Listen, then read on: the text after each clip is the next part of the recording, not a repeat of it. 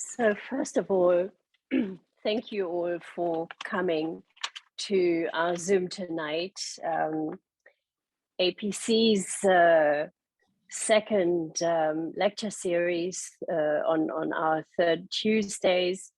And tonight is going to be with Dr. Javid Kamali, the last line of defense. My name is Petra Leszecki. For those of you who don't know me, I'm a member of the Alaska Photographic Center board. And in fact, our host tonight, Jason Lazarus, is as well. And I want to welcome everyone, but especially Jason with his classroom behind him. Hello and welcome. And I'm thrilled that our lecture tonight is part of the curriculum at UAF. So thank you. Before I introduce Javid and say a few words about him, I've got a couple of announcements that I'd like to make in regard to APC. We do have Rarefied Light coming up, Rarefied Light 2022. The call for entry is going to open on March the 7th, and it will close on June the 7th. That seems eons away, but it's not. So those of you who are interested in entering Rarefied Light this year, please start thinking about the work, and maybe Jason's students in particular. It's always fun for us to see new photographers and new work. So please consider it, and it's going to be on Cafe. So the juror for this year is going to be Dan Burkholder. He will give a lecture on July the 7th and teach a workshop July 8, 9, and 10. It's all going to be on Zoom. And there'll be lots of information out there on our website and through various other means. But please look for upcoming info, social media, website, email, for those of you who are members of APC. Let's see, lecture series. We will continue it next month. In fact, exactly a month from today on the 15th of March with Joe Kashi. And in April, Bob Hallinan is going to be presenting his work, and that's going to be on April 19th, always third Tuesdays. So please join us for those as well. But let's talk about Javid. First of all, Javid, thank you so much for being willing to do this for us tonight. I think it's going to be very interesting, and I think all of us are going to learn a tremendous amount. I met Javid probably about 10 years ago or so in a workshop. He is an intensivist, critical care unit physician here in Anchorage at Providence Hospital. And I actually looked up the definition for intensivist, and I want to read it to you. So what is an intensivist? An intensivist is a board-certified physician who provides special care for critically ill patients. Also known as a critical care physician, the intensivist has advanced training and experience in treating this complex type of patient. I have always enjoyed looking at Javid's work. I've found it provocative, intelligent, sensitive, and beautiful.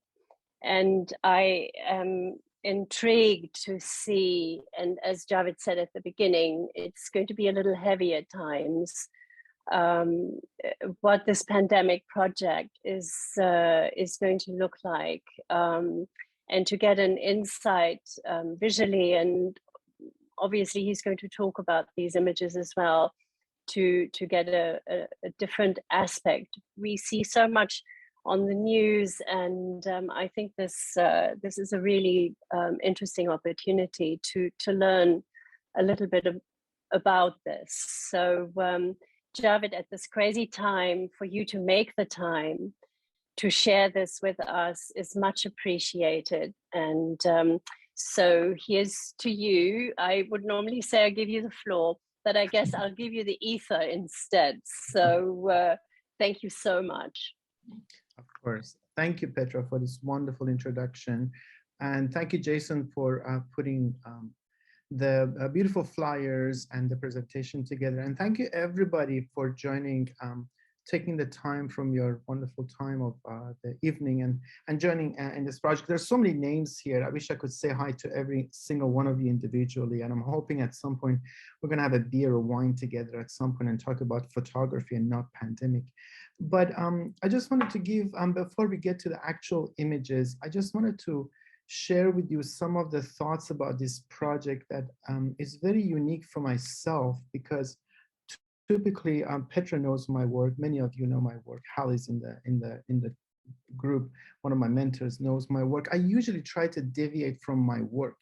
In other words, I used to live in two separate worlds of work, and then get off work, shut off my pager, and go to a different world of photography and art, far away from work. But this is the first time I'm merging these two different worlds in a project that is, to me, very socially relevant and also artistically satisfying. So for me, it was a challenge, first of all, to make that step and produce work that speaks to my both sides, right brain and left brain. So before I get to the actual images, I just wanted to say a few words about, let me get to the presentation, it's not working right now, about what this project is and what it is not. This as equally important, what it is not. Before I get to that, I just want to make sure that everybody knows this is not a disrespect or prioritizing my world to everybody else's, because this pandemic has affected every single one of us in a negative way, more or less. The reason I'm sharing this project, trying to share it with the community and the world, hopefully, is that I find it not an opportunity, but an obligation to share some of the events that are happening to the community, to our people, and to our also staff and family members, in addition to the patients, an obligation to share that, to hopefully change behavior, because hopefully with the Omicron and a less severe version of that, and the vaccination becoming more and more widespread, hopefully we are getting, we're seeing light at the end of the tunnel, but it is not over. And in fact, still more than 1,000 patients are dying every day in the United States alone. But the point that I'm making is that I need to share, I need to have a framework for my work, and that's the world that I'm living in. But I understand that people are hurting, businesses are hurting, our lives have changed in all kinds of ways. Our children are not experiencing what we used to experience. Our playgrounds are empty. I love to hear those screams again with children and parents and everything mingled together, but that's not where we are. The second point is this is not a final project. This is an ongoing project. And in fact, I have a pipeline of ideas, but sometimes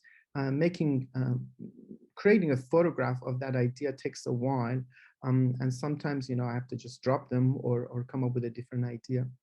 What it is not, and this is very important, Jason's students are here, this is not a photojournalistic project. This is a conceptual project. In other words, by trying not to be taking pictures of the patients and the staff literally, I open a door that I can give more stories instead of being worried about getting consents and permission and worry about some of the repercussions after putting those images in the public. So this is a conceptual photography, not a literal photojournalistic one. This project is very personal. Again, these are stories that not only from me, but also from my colleagues, that we don't share it with the outside world very often. But I think, again, we're obligated to share some of those for people to know what the situation is inside the walls of the ICUs and when the people are so vulnerable. It's informative and also educational. And for me, again, Lisa is in the call. She's one of our psychiatrists, and we talk about well-being of healthcare providers. For me, it's therapeutic. In fact, it gives me more energy to realize that I can do more than clinical work, that I can do some artwork from this horrible, horrible pandemic. This contrasts reality to the convoluted world presented in social media. We all know about what is going on, that we are confronted not anymore with science and facts, but also with a lot of lies and conspiracy theories and fabricated information. And also, I mean, we hear numbers on the news. I mean, right now we know that more than 922,000 people have died already in the last 2 years in the US alone, more than 5.5 million, I believe, worldwide. But I want to give a face and a name, not a literal name, to these people, to these stories, both the patients, their families, and the staff. The title used to be different, and we are used to be called frontline workers, which I think is a misnomer, because when patients get to us, we are the last line of defense. We are that thin line separating life from death. It means everything else has failed before they get to us. So I'm trying to consciously avoid that term of frontline workers, because frontline workers starts with the public, and I'm going to share some of that information in my images. One thing that is important, that again, because this is not a photojournalistic project, the images don't hold up well without the corresponding stories and essays. Every essay explains what is going on in the image, and of course the images complete each other, these two sides. I know this is a presentation for Alaska Photographic Center, and Jason's students are here. Some people have asked me what kind of lens do I use, and these are lenses. One of them is Sweet 50, the other one is H35. These are lenses that distort the periphery of the images, and I think this is very intentional to make sure that A, I don't reveal too much of the hospital content, and B, I focused on what I really wanted to show in the photograph. And coincidentally, also patients who have a lot of delirium in the ICU, they report that distortion of senses, particularly visual, which is very similar to this lens. And again, I recommended that everyone gets a glass of wine, because some of these images can be quite overwhelming. I would like to dedicate this project to all the healthcare workers who lost their lives during the COVID-19 pandemic around the globe. And I understand that some of these healthcare workers got their disease from the community, but too many got it from the hospital and lost their lives, particularly before the vaccination rollout. When I started this project, I put everything in one big pot called gallery. But I realized with the feedback from some of my mentors that some of the images are kind of off. So I decided to better structure the presentation in the gallery and show it as a perspective of patients, family members, and healthcare providers. But also, I think one thing that I can take critique about is we as healthcare providers, we thought that we are immune to distortion of facts and science. Just like pilots, nobody argues with them, what they should be doing, and nobody knocks on the door of a captain and says, I think you should turn off your radar because I think your eyesight is natural eyesight should be good enough, and I think you should, instead of 30,000, you should go to 3,000, and you should have your plane upside down. I mean, the pilot would say, go and sit down and enjoy a ride. We thought that we as healthcare providers that we are immune to these totally off the chart comments, but we're not. So I think one thing that we failed was to explain in simple terms and more educational why we are doing what we're doing and why we're recommending what we're doing. So I had a separate gallery for educational art. With that, I'm going to start with some photographs, and I have Lisa generously offered to read some of these essays. We're not going to do all the essays and all the images because we're going to run out of time and possibly tears. But I thought maybe 5 of them we will read the essays, and I just briefly mentioned what this picture is about. And towards the end, I would like to give plenty of time before we finish, and I'm hoping at least 15 minutes at the end for questions and comments, because if somebody showed this project to me, I know I would have had a lot of questions. Patient perspective, and this is the first image. And I would like Lisa, if she's still around, to read about the essay of this patient. Because she was the first patient that I lost to COVID. And I can't tell you a lot of specifics because this is a small community, but it really affected me very, very hard. And I just have Lisa read about her. So the first couple of images are about the patient's perspective, but as you can see, there's a lot of overlap with families and healthcare providers in every image. So it can potentially be categorized as a family experience or perspective or healthcare provider perspective. Lisa, are you there? I'm here. Yeah, can you hear me okay? All right. I can. A phrase I didn't think I would say more than once in my lifetime, but I've said it innumerable times over the last year. All right. No one dies alone. We do everything we can to save a patient's life in the ICU, but sometimes that is not enough. End of life discussions with patients' families are then a challenging but necessary part of the care we provide. Often, families want to be and stay at their loved one's side at the time of their passing. But the infectious nature of COVID-19 means this isn't always possible. It took me more than 6 months to talk about this patient. I kept it in a locked box and I pretended it never happened. She was the first patient I lost to COVID-19. She had crossed the point of no return and continued to deteriorate despite maximum artificial life support. I knew her death was imminent. After a last phone call saying goodbye to their comatose loved one, her family decided to remove artificial life support and transition to comfort care. Since her family couldn't be at her side, her critical care nurse and I decided that she should not die alone. We put on our protective gear, went into her room, and held her hands from each side as she died. She passed peacefully, and we called her family shortly after. Losing a patient is never easy, but losing this patient without her family having a chance to surround her with love in her dying moments hit me hard. I still remember the lines of her fading heart rhythm on the monitor, the sound of her ventilator pumping air into her lifeless body, and the coldness of her hands, even through my double gloves. These are the things I can't unsee, unhear, or unfeel. Thank you.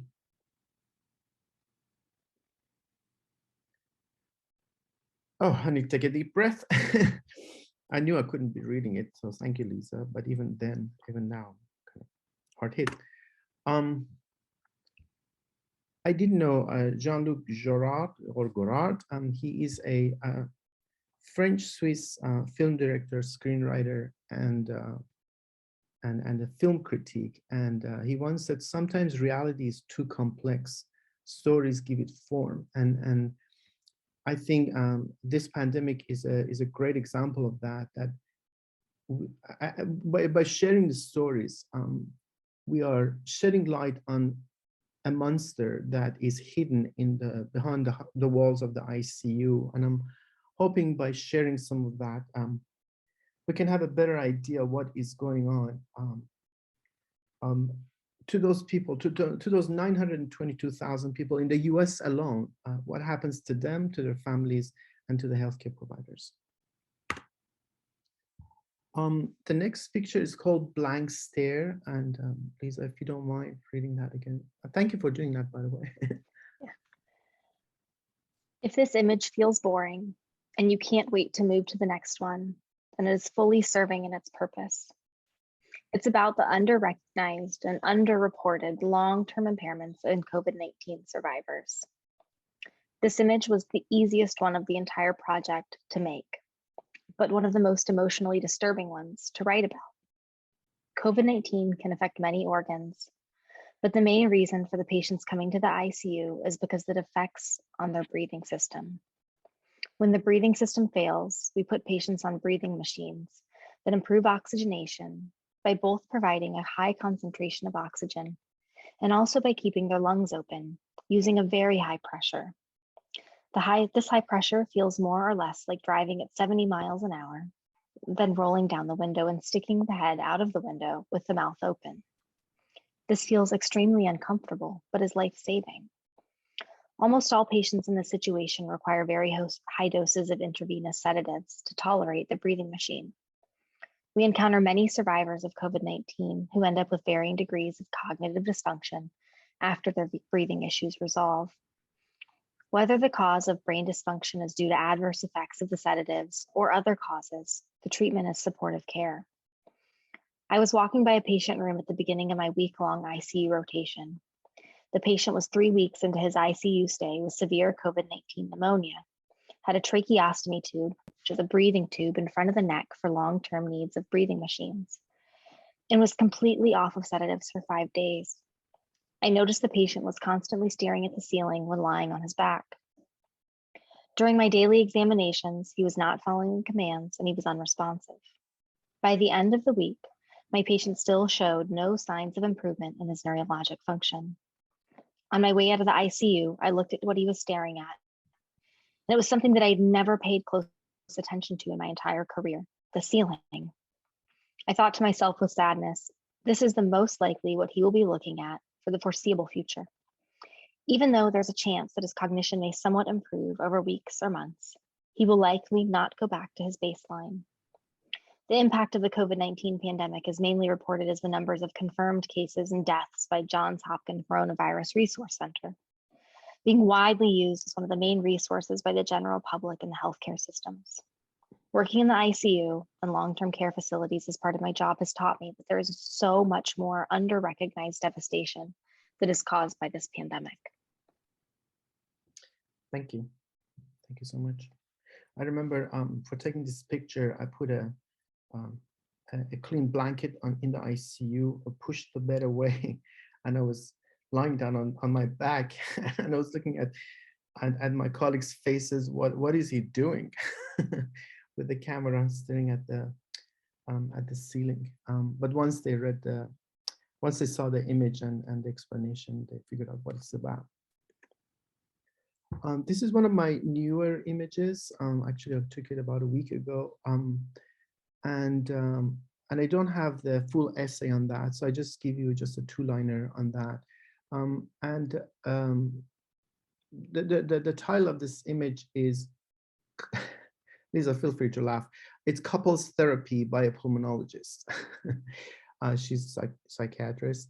And the first time I had a couple with COVID, it was over the phone. I was giving an update to the wife of one of my patients, and she was coughing and says, "Are you okay?" And she said, "No, I have COVID." And then the second one and the third one. So by that point, I wasn't surprised anymore, which makes sense because mostly the severe illness occurs with patients who are unvaccinated, and typically couples who don't get vaccinated. It's not like one of them gets it, the other one doesn't. But when I saw the first couple in the ICU, that's when I realized, oh my God, I mean, this is really, really bad. And then the second one, and then the third one. And I think that the record I have, I do a lot of remote ICU. I had one day when 3 members of a family, a couple and the brother of one of them was in the ICU. 3 family members in the ICU at the same time. And the image is about one of our patients whose husband was passing, and she was not in the ICU, but was on the medical floor. So she was brought in on a wheelchair on oxygen to say goodbye to her husband. And that was pretty hard for everybody in the ICU. And we had to let her, have as much time as she could, and until it passed. So this image is called Couples Therapy by a Pulmonologist. This one does have an essay, and I think this is important for the public to recognize what the cost of COVID-19 is. And people talk about hypothetical rare side effect of a vaccine. They don't realize if once we end up in the ICU, we are typically on 20, 30 different medications with package inserts of complications and side effects and drug-drug interactions, but also physically what they do to the patients. This image is called Upside Down. And if you don't mind, Lisa, reading that one as well. My pleasure, thank you. The main organ requiring advanced critical care support in severe COVID-19 infection is the respiratory system. When the breathing system fails to maintain adequate oxygen levels on room air, we provide supplemental oxygen using non-invasive methods, such as a nasal cannula in different forms, or a face mask that seals the mouth and nose to provide high oxygen concentration and pressure to keep the lungs open. When these interventions fail and the patient continues to deteriorate, we have to insert a breathing tube through their vocal cords and place the patient on a breathing machine to save their life. To be comfortable on a breathing machine, patients typically need high doses of sedating medications and often need to be paralyzed to stabilize their respiratory status. If the patient's condition continues to worsen and we have maximized the settings on the breathing machine, we're left with very limited oxygen options. One option is a procedure called proning. This has been shown to improve oxygenation and chances of survival. Proning is a time-consuming intervention for the staff and can be associated with complications to the patient, such as loss of airway, with possible life-threatening consequences, detrimental pressure ulcers, pain associated with under sedation, etc. Proning is a last-ditch effort to help the patient survive the severe form of the disease. The patient's typically proned for 16 hours a day before they're placed back on their backs for the remaining 8 hours. When I walked by a prone patient's room, I think that the physical discomfort or the physical positioning and the discomfort they may be experiencing despite the high doses of sedatives, paralytics, and our best efforts to keep them comfortable. Their front side is covered head to toe with foam padded stickers and gel pads or soft pillows are placed under their pressure points. I think of the fact that for these patients, we have pretty much maxed out on our options to keep them alive, and they're one step away from dying. I also think about how being upside down is a metaphor of how our lives have been turned upside down, that many of them will never be able to enjoy everything they cared about, such as their families, their friends, their jobs, their home, their hobbies. For this image, I decided to continue to protect patients' identities. I volunteered to be proned myself, to see how it feels, and to document the procedure from above using a remotely controlled camera. My colleagues with whom I work every day in our COVID ICU have been proning patients sometimes multiple times a day. They are true experts in that regard. They were extremely professional and respectful while doing the procedure on me. They were very gentle and careful when moving me in different positions, just as they were with every patient. They never made an inappropriate comment. They provided me with gel pads, and they did not move my joints in unusual or painful directions. They did not reveal any part of my body other than my head. Despite that, I felt something that probably every patient would feel if they were not heavily sedated. The feeling of vulnerability, helplessness, humiliation, loss of control, and being smaller than I am. This had nothing to do with my colleagues, but only the situation I put myself in. While there are numerous invasive procedures we perform in the ICU, few, if any, compare to placing a patient face down for 16 hours per day. Proning is the ultimate dichotomy between curative measures and maintaining human dignity. 16 hours, but I couldn't wait to be done after 5 minutes, put my clothes back on and go back to my normal life as I knew it. I thought to myself, all of this could have been prevented with great certainty if these patients had received a vaccine. I wonder how many would change their minds about vaccine hesitancy if they truly knew what fighting for your life when you have severe COVID-19 means. Thank you.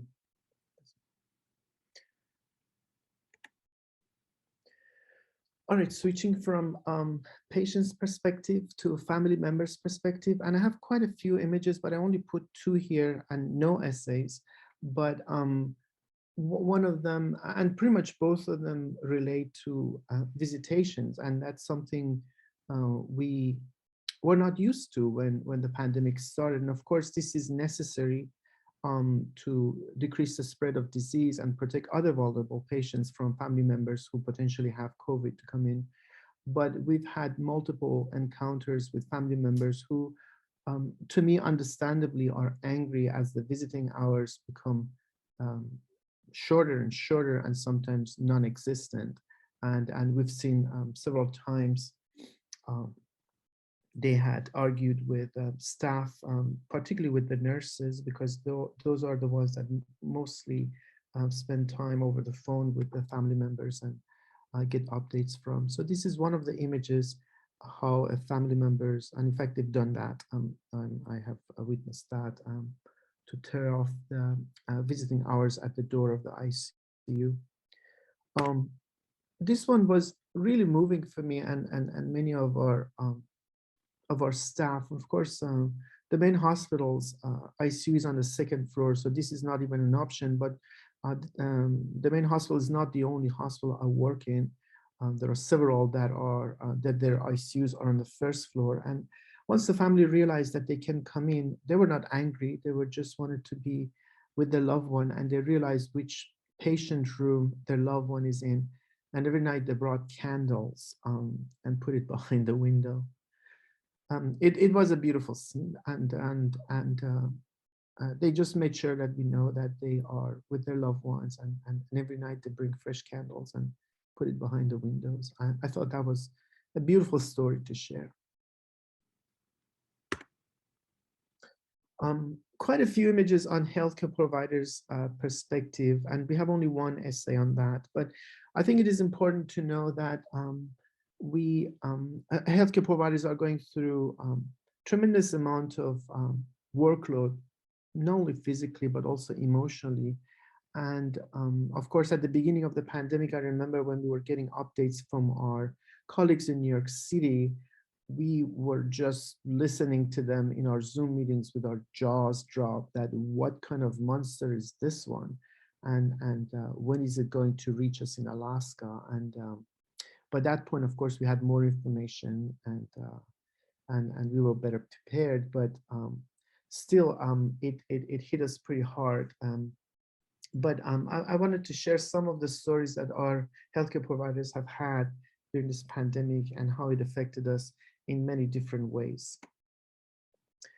This is one image about the difficulty of wearing personal protective gear, and the story is about one of the nurses whose patient was disconnected from the breathing machine, and she took the ownership. She didn't let anybody get into the room before her because she thought, this is my job, this is my patient, nobody else is going to save her life. And because that patient was on a lot of oxygen, it was only a matter of seconds before the patient could have coded. But I was surprised how quickly she did a tie backwards. So the title of this image is 3-second backward tie. And that was technically a little bit challenging because this is a 1-second exposure for some of the photographers who are interested. But I froze the hand with a flash. The next one is about the ulcers that we get on our hands because we have to use a lot of alcohol, and alcohol takes away the fat that we have on our skin. So it's not unusual for me after a week of being in the ICU to come with deep ulcers in my skin. And at the beginning, it took them days to recover on my off days until somebody told me that they use who used to work on a farm, that they use something for the cows on the udders that helps heal the ulcers much faster. So the title of this image is Utterly Smooth. Of course, the physical ulcers are easy to see and easy to treat, but the emotional ulcers, the deep ulcers, are the ones that are very difficult to heal and for us to A, recognize and B, to be treated at. This one does have an essay, and I think that's the last hard one to read. And if you don't mind, Lisa, reading that one also. Yes, thank you. Unspoken words. Losing a loved one in the ICU was devastating. We try our best to support the family members during the difficult process of end of life. Prior to the pandemic, we offered family members as much time with their dying loved one as possible so they could say goodbye to them before compassionate extubation and removing other artificial life support. We offered for them to hold their loved one's hand and share their memories up until their very last breath. While the changes to visitation policies since COVID-19 are necessary to protect against the spread of the infection, they add another layer of complexity to an already sensitive situation. Before the family members left the ICU, I frequently noticed the nursing staff giving family members a long hug as a gesture of support and understanding of their devastation. With the second wave of COVID-19 and the resulting underwhelmed healthcare system, we had to reinstate strict procedures in which family members say goodbye to their loved ones from behind closed doors. It's heartbreaking for the families and also the staff who understand how much human touch could ease their pain. After a COVID-19 patient dies and families leave the ICU, I've witnessed on multiple occasions our nursing staff embrace for a long, quiet hug just before entering the patient's room to prepare the body. It seems like the only time we can hug each other, donned in clean personal protective gear, so as to not break any hospital rules. I've never heard nurses exchanging words during these moments.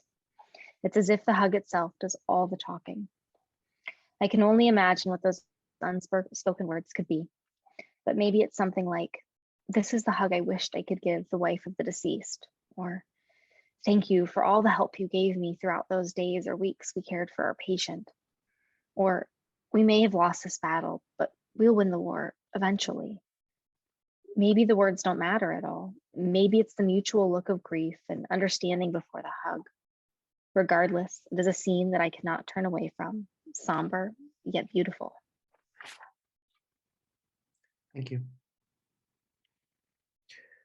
This is the title image, and I've noticed the sicker the patients are, the more lines go into the patient's room. Typically, the lines are attached to the pump and administer medications to the patients. And but after the COVID-19 pandemic, the nurses, the ingenious nurses became very creative, and they put the pumps outside the room. So sometimes you see this network of lines going into the patient's room and realizing these are lifelines that we send to the patient to keep them afloat, to keep them alive. And the more lines they have, the sicker they are, and they're closer to passing.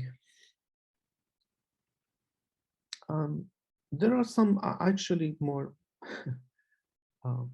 happier images, and some of the colleagues became very creative. This is one of my colleagues with Italian heritage who makes the best espresso in town, hands down.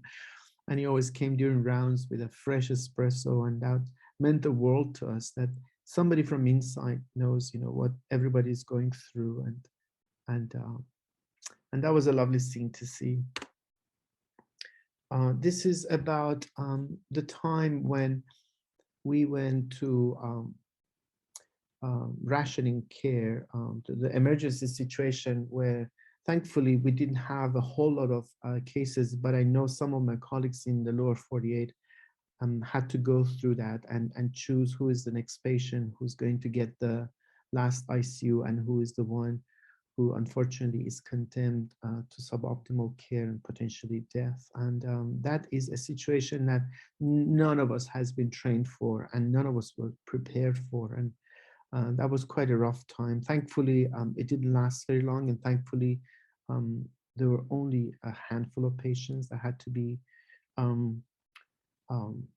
rearranged in terms of prioritizing the care. But honestly, the fact that every morning we wake up with an email that there are patients waiting in the emergency room for a bed in the ICU or medical floor, This is not a scene that we want to see long term, and hopefully with the pandemic getting better under control, we will have better triaging of the patients.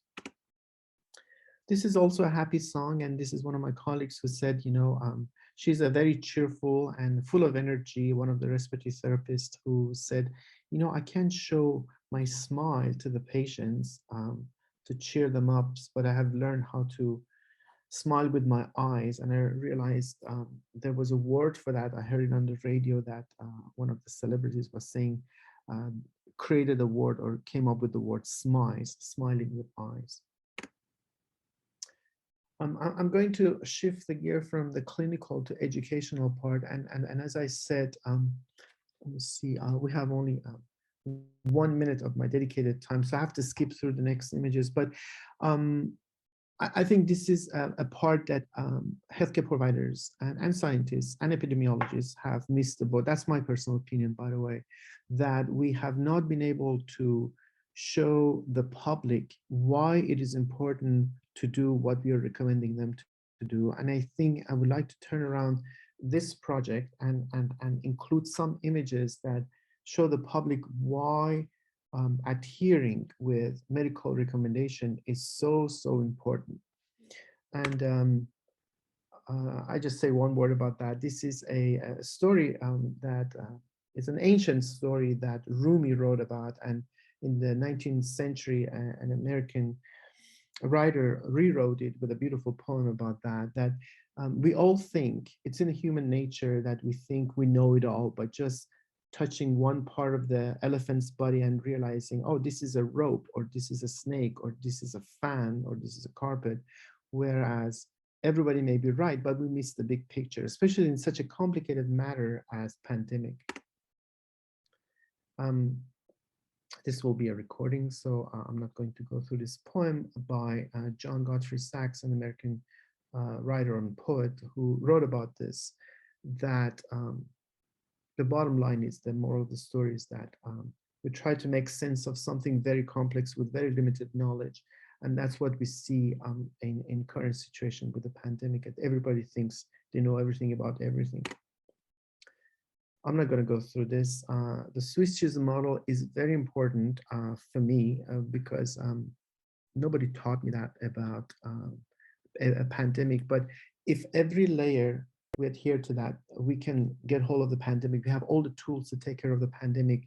And let's say the Swiss cheese model is, we fail, and an unfavorable outcome happens when the holes align in multiple layers of safety. And of course, the masks are not 100% safe.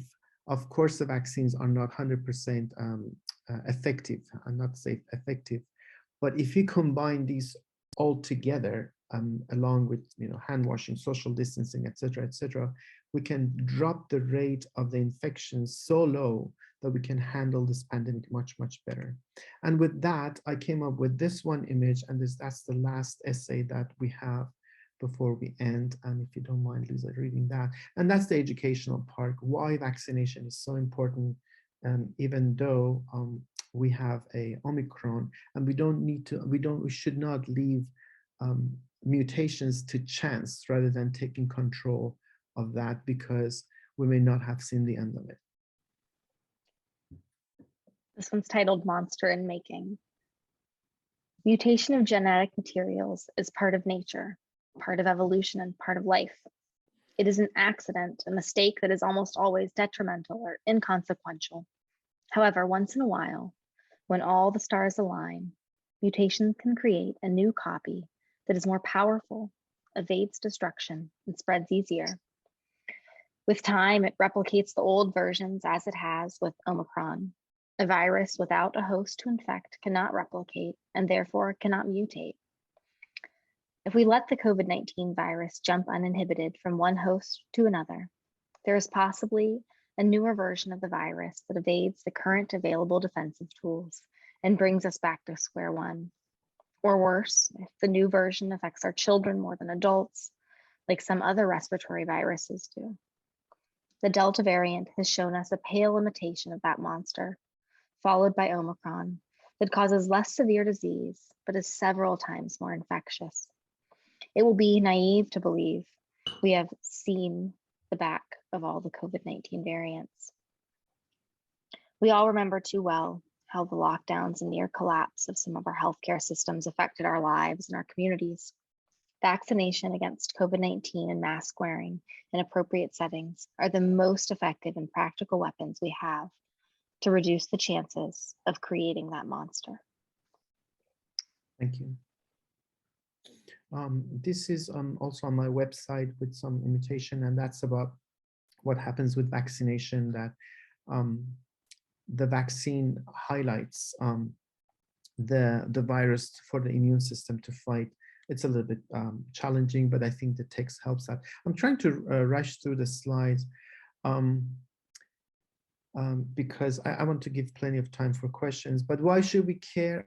There are many reasons. I mean, we can talk about economy, why half of the teachers, based on a survey, are considering a different career, which is for me a disaster, because our children are our future and their education is who we will be in generations from now. But of course, the economy can only grow in a healthy environment.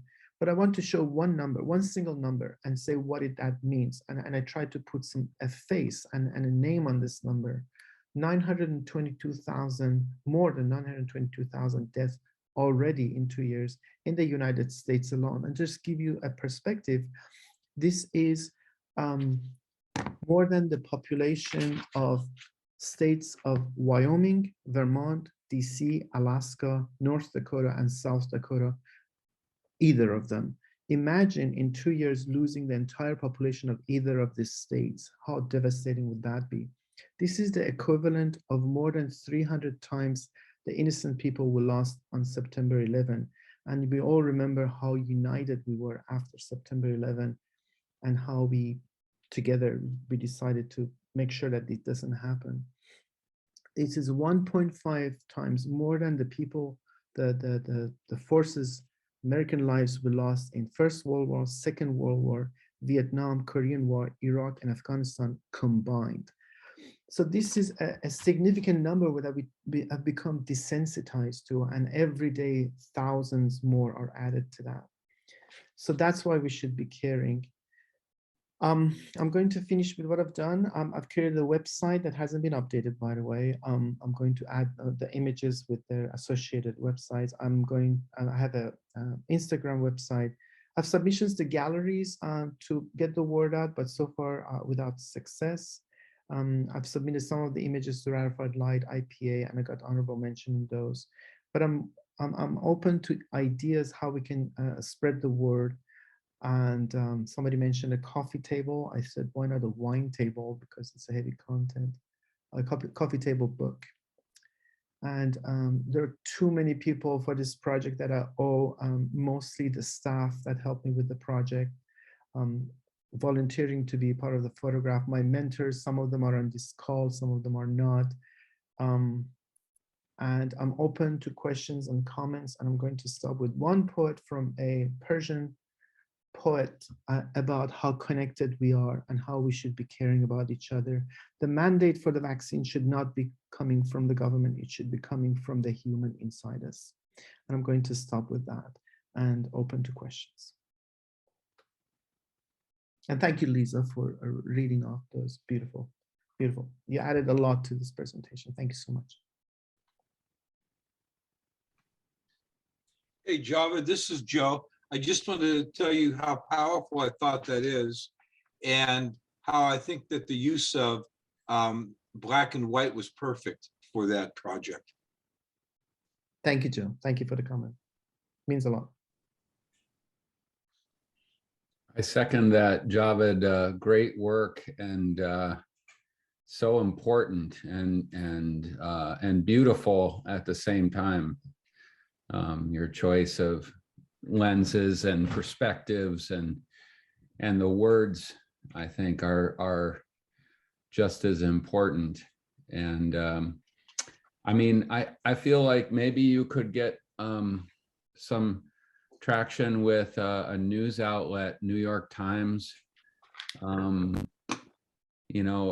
Something sort of more mass media. I feel like, I've seen other things published, editorials, opinion pieces from physicians, and I think, yours is a very fine, very artful project, but it's kind of also an editorial, and maybe it could live in that sort of outlet. But great work. Thank you, Mike. Thank you for the suggestions. That means a lot, and also your compliments mean a lot. Thank you so much.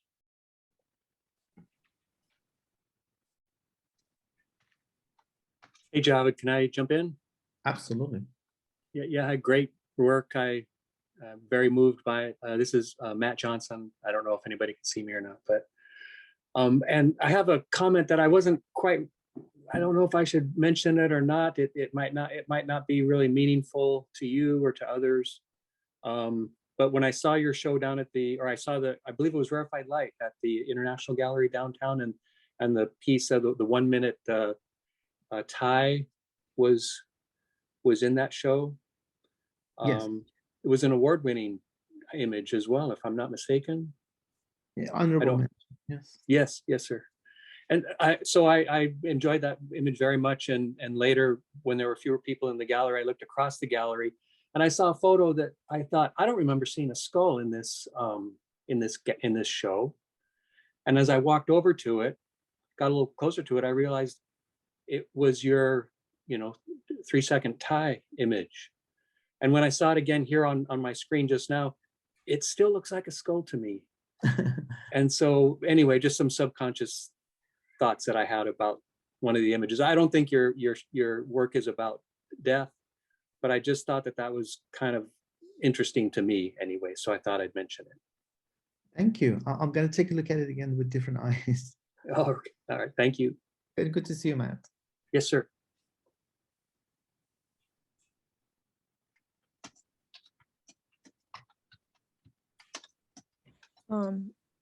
I have a kind of comment and a question, I guess. This is my first experience with your work, and it's very powerful and moving, and I'm very thankful to have had this opportunity. But I was wondering if I made a comment in the chat box, but I don't know if you're looking, and that's totally fine. Oh, I can't while I'm presenting, but yeah, no, that's totally fine. I made a comment and then I was like, well, I should actually say this out loud because now I'm thinking about it more. And do you think you would ever be willing to present at schools?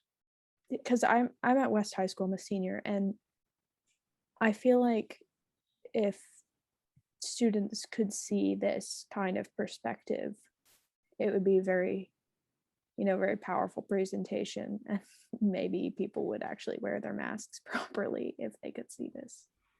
I don't know. I was just wondering if maybe that would be a way you would consider presenting your work. That is a wonderful suggestion, and I want to expand on that just a little bit because we have time still. I wanted to. I have a son in high school, and one of my ideas was to make a presentation because we see a lot of young people who are victims of drugs, et cetera, and I thought prevention is so much more important than just treating them in the ICU when bad things happen, endocarditis, accidents, blah blah blah. And that was my thought until the pandemic happened. One challenge. That's a great idea, and I'm open to that. One challenge with that is, as you well know, we live in a divided state, and there may be some resistance from parents. I would probably a forum where people voluntarily come to my presentation as kids would be more receptive. They will be more receptive to that rather than asking the principal or administration of a school to do that. I'm willing to do that, no question about that. I'm willing to present it anywhere. If we save one single life, it's worth it, even if I'm pretty sure some of the hands will go up and say things. And I'm pretty sure you follow some of the news where how we have been associated with pharmaceuticals to try to make money out of vaccine, et cetera, whereas for us, it's just saving lives. And there's so much strong data behind that. I'm open to that if you find the right forum. I'm not afraid of confrontation anymore. And I know that some of the forums that I have applied to, because of the controversy and the divided state, they would not be willing to show my art. But yes, I'm open for suggestions. But thank you for the comment, Grayson. Yeah, thank you. Thank you for sharing.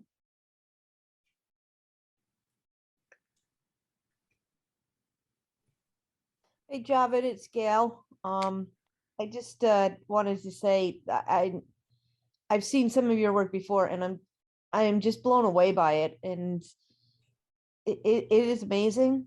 And I had a glass of water here, and after the first slide, I got up and got that glass of wine. So nicely done. And if you put this together in a coffee table book, I would absolutely buy it. Thank you, Gail.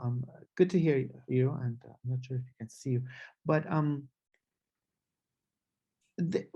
honestly, I think we have toned it down. We can only put so much painful experience to the public, but what my colleagues are going through. To give you an example, I was just talking about that with one of my work colleagues. I've heard from more than one colleague that, I'm not saying the gender, so they cry every day, twice a day in the parking lot of the hospital. Once before going to work so that they can show their face how strong they are, and once after work before going home so that they don't have to take all the burden with them to their families. Our staff is going through tremendous stress. And that's one of the reasons, I mean, we hear all the news that, up to 50% of the staff is going through some form of PTSD or whatever they call it, burnout. There's a new terminology, Lisa knows more about that. Some of my own colleagues, I know they're thinking about changing their career, or at least going from critical care to a different field where we don't have to go through this. And I think the most difficult part is not saving lives. I mean, to give you just a little bit of a background, 10% of our patients, all comers to the ICU, unfortunately die no matter what we do. This is the nature of ICU. What really puts us under pressure is the fact that the vast majority of those deaths right now are preventable. And the fact that after vaccination, there is a shift between children coming to say goodbye to their parents, because it used to be a disease of the elderly and patients with critical illness. Now there are patients in their 20s, 30s, 40s, 50s, breadwinners of families who are unvaccinated and come and pass. And these are the vaccinated parents coming behind the glass doors of the ICUs to say goodbye to them. So this is really hard for our colleagues, and I'm not an exception. I've gone through some hardship, but I think I can handle it better than some of my colleagues who are younger and more vulnerable. But this has been a tough one. But thank you for your comments, Gail.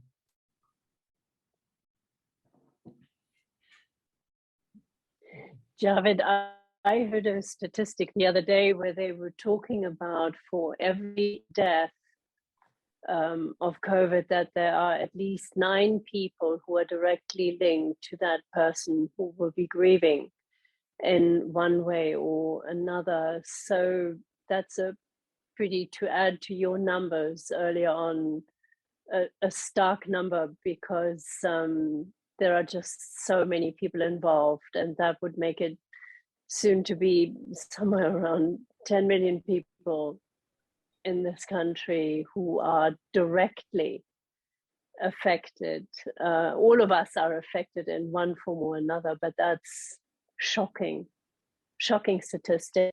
However, I hope that there is a way for you to show this work. It's important, and I will put my thinking cap on as well. I like Mike Conti's suggestion to go to the mainstream media with this, and try and get it out there. Thank you so much. And Lisa, to you as well.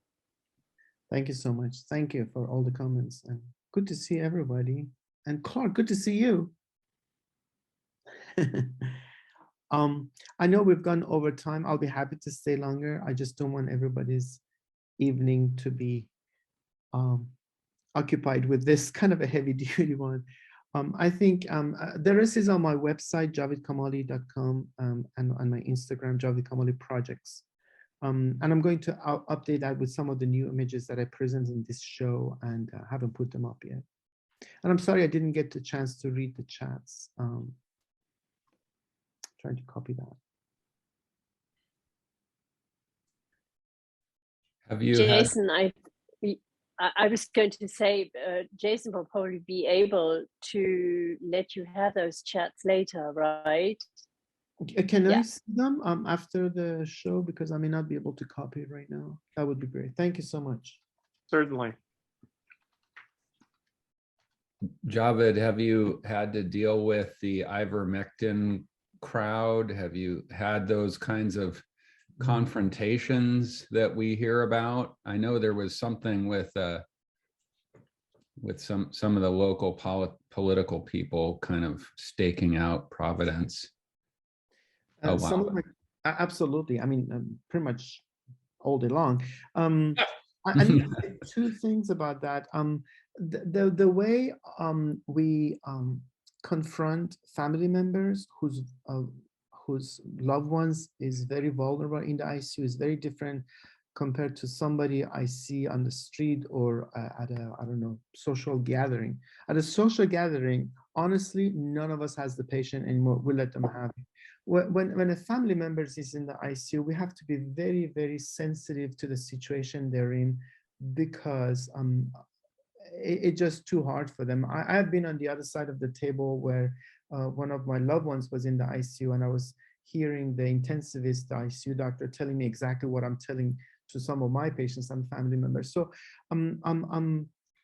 all of us are very, very sensitive to be gentle and respectful. Listen to them, tell them why they're thinking that, and then tell them that there's no data for that.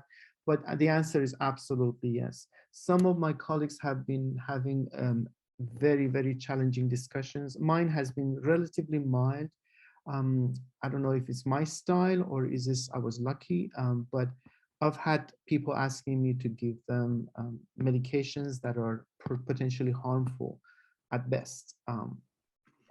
So yes. Javid, it's Joe. Apropos the ivermectin snake oil, there was an article a while back, I think it was the New York Times, might have been the Washington Post. The only article, the only journal article talking about ivermectin was, I think, out of Lebanon, and it was retracted, as I recall. It might be worth looking into. Supposedly, they say, well, we mixed up our real data with made up data that we use for teaching purposes for our students, but we stand by our results anyway, even if we used made up data in the article. It was just a big mistake. Right. Absolutely. And I think the reason for that was some of the scientists reviewed the data and they put some totally unphysiologic numbers on the data of the patients. And that was a red flag. So they asked for more data and then they retracted it. But this is also, I mean, this is such a complex situation, but beyond medicine, that it's called confirmation bias. People who want to believe in that, they look for that one single article that has been retracted and they stick to that. But again, back to Mike's comment is pretty much at the end, after we listen to them, we understand you want to do the best thing, but we don't do voodoo medicine in a nice way. We have to stick to science. And at the end, when I say I'm the attending on the record and I'm liable to do unscientific care, then they back off. But there are patients who actually, there are family members who want to do everything else. And I have not experienced that, to be honest. I've looked on the web because I'm curious to find out where the origin of that treatment came from, but you just get lost in all the other stuff.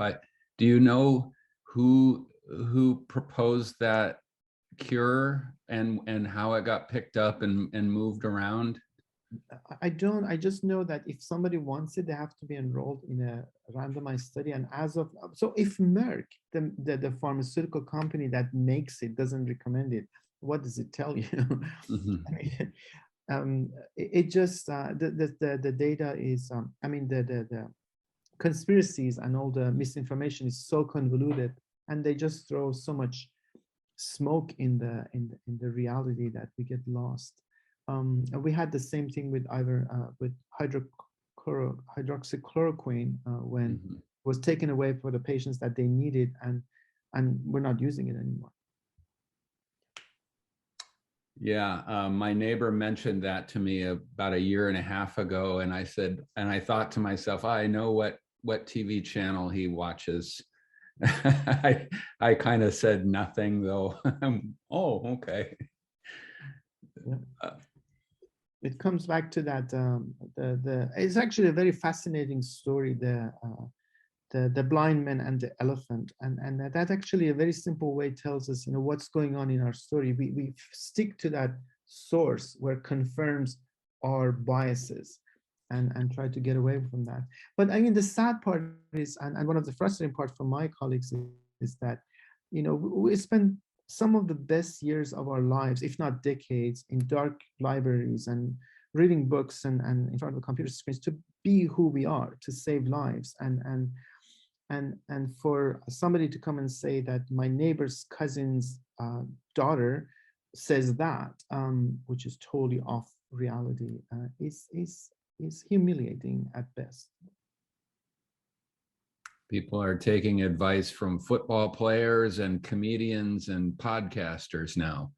That is just as valid voices apparent to them. It's been a pleasure to present this to you. It's been a privilege to be able to do that for you guys. I mean, I have high respect for all single one of you. I mean, many of you are my mentors, by the way. I've had classes with you and I'm in constant contact. To be able to present that to you, it's been a privilege and an honor. Thank you so much for attending this meeting. And I know everybody has stuff to do right now. Thank you, Javid. My contact number is on my website, javidkamali.com, and you can contact me if any comments or feedback, any suggestions. I'm really open to suggestions to get this project forward. Thank you. Thank you so much. Well, thank you, everyone, and Javid, and I think we're all ready for that glass of wine now. Yeah. And thank you, Petra, for inviting me. Thank you, Jason, for organizing. Thank you, Lisa, for reading those poems so beautifully. Thank you. Yes, very good. Thank you, everyone. Thank you. Bye. Thanks. Now back to my G&T. Good night. Bye, Hal. Thank you, Javid. Thank you. Thanks, Javid. Good night. Of course. Thank you, Javid. Good night. Take care. Good night.